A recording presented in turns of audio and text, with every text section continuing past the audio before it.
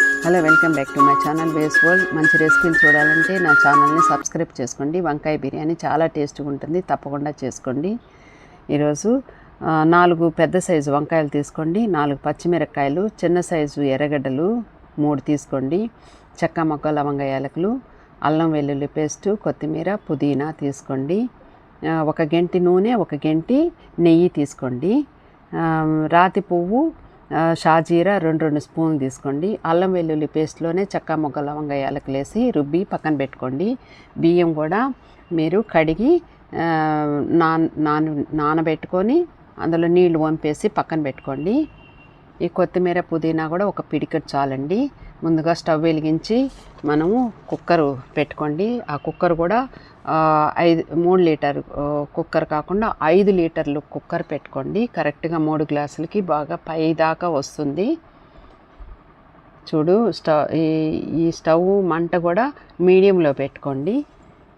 ఈ కుక్కర్ వేడయ్యాక అందులో 1 గెంటి నూనె మాత్రమే పోసి, ఈ సన్ఫ్లవర్ ఆయిల్ 1 గెంటి చాలండి. అందులోనే ఈ ఆనియన్స్ సన్నగా ముక్కలు కట్ చేసుకొని అవి వేగేటట్టు చిన్న మంటలో వేయించండి. ఎప్పుడైనా కానీ ఆనియన్స్ ఎక్కువ వేసుకోవాలా బిర్యానీకి అనేం అవసరం లేదండి. 3 చిన్న సైజు ఆనియన్స్ సన్నగా చీలికలు వేసుకొని కట్ చేసుకొని వేసుకోండి చాలు. అందులోనే పచ్చిమిరపకాయలు ఈ 4 వేసేయండి. ఈ పచ్చిమిరపకాయలు చీలికలే అవసరం లేదు. అవి ఉడికినప్పుడు ఆ ఘాటు అందులోకి వచ్చేస్తుందండి. ఈ యొక్క బిర్యానీకి కారం అంత అవసరం లేదండి. ఈ యొక్క చెక్క మొగ్గ లవంగ యాలకులు, ఆ గరం మసాలా పొడి చాలు అండి. ఈ గరం మసాలా పొడి ఏంటనంటే ఇదిగో చూడండి, చెక్క మొగ్గ లవంగ యాలకులు అవి వేసుకుని, రాతి పువ్వు, షాజీరా 2 స్పూన్లు, బిర్యానీ ఆకు 2 చాలండి. ఇందులోనే మనం అల్లం తెల్లగడ్డ పేస్ట్ వేస్తాం. అందులో కూడా చెక్క మొగ్గ లవంగ యాలకులు మనం వేసుకున్నాం, అది కూడా ఘాటుగా ఉంటుంది.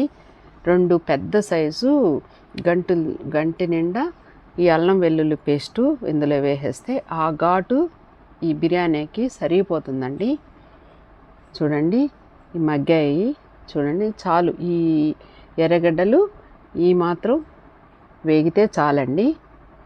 ఇందులోనే రోజా పూలు, మనం ఇంట్లో మనం చెట్లు పెంచుకుంటాం కదండి, ఆ రోజా పూలన్నీ నీడలోనే ఒక ప్లేట్లో ఆరబెట్టుకుంటే మనం ఒక కంటైనర్లో పెట్టేసుకోవచ్చు. చక్కగా మంచి స్మెల్లు అరోమా వస్తుందండి. మనం రోజ్ వాటర్ అయ్యంత అవసరం లేదు బిర్యానీకి. మనం ఇంట్లోనే మన రోజా పూలు ఆరబెట్టుకొని మనము ఒక కంటైనర్లో ఎత్తిపెట్టుకోండి. లేదంటే బయట నుంచి రోజా పూలు తెచ్చుకొని కూడా ఆరబెట్టుకొని ఒక కంటైనర్ నిండా ఇంట్లో దాచిపెట్టుకోండి.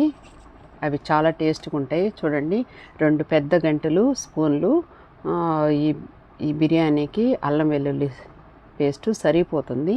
ఇది కూడా మీడియం మంటలోనే సన్నగా వేగాక మనము ఇందులోనే ఈ కట్ చేసుకున్న వంకాయలు పెద్ద పెద్ద ముక్కలండి. ఒక్కొక్క వంకాయని 2 ముక్కలుగా, ఇంకా పెద్ద వంకాయలు అయితే 3 ముక్కలుగా వేసుకోండి. ఇందులోనే ఈ టమాటా ముక్కలు కూడా వేసేసి దాన్నంతా వేయించండి.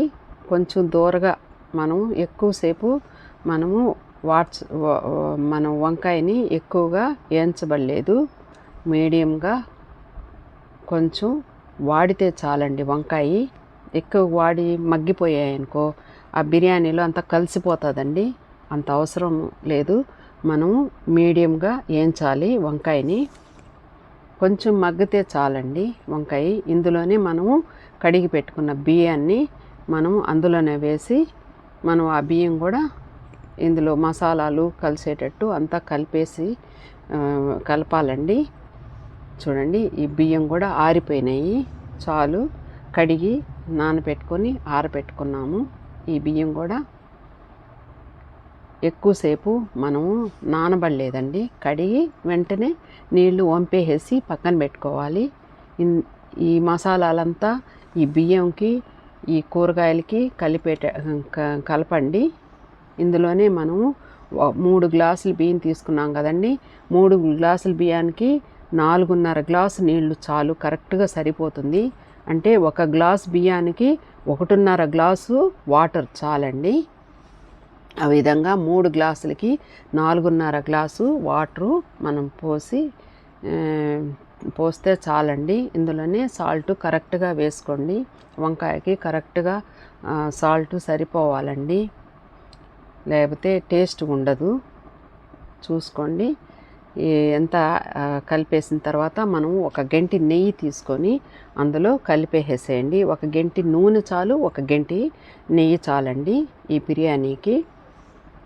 ఎక్కువ ఆయిల్ అంత అవసరం లేదు. చాలా టేస్ట్గా కరెక్ట్గా మెజర్మెంట్ సరిపోతుందండి. 1 గంటి నెయ్యి, 1 గంటి ఆయిలు.